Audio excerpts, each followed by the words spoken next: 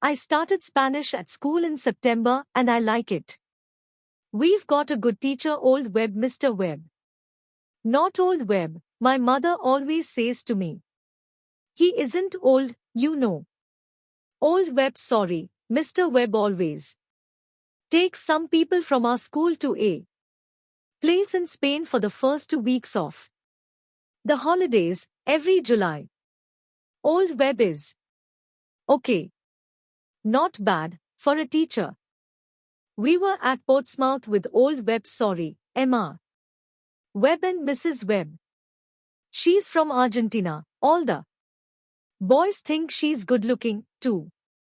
There were 6 of us with the Webbs, Harry Potts and his sister Sonia. Nick Atkins, he's a good friend, Sue Bellamy, she's clever, my brother Dave and me, we're 14 and we're good friends too, usually. There were hundreds of people on the boat. It was hot in the sun, a lovely day. People watched the sea and the small boats. I liked being in the sun and thinking about the 2 weeks holiday in Spain. Old Webb started one of his stories about Argentina, but I didn't listen. I started to look at the people.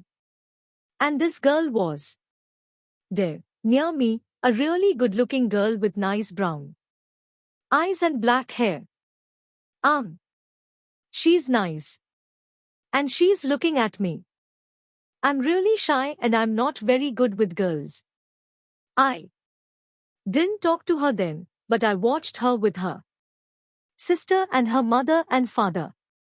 Then they walked away and she smiled at me for a moment before they went.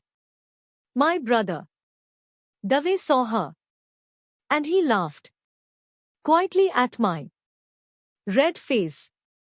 Hey, she's smiling at you and you're all red in the face, you're in love.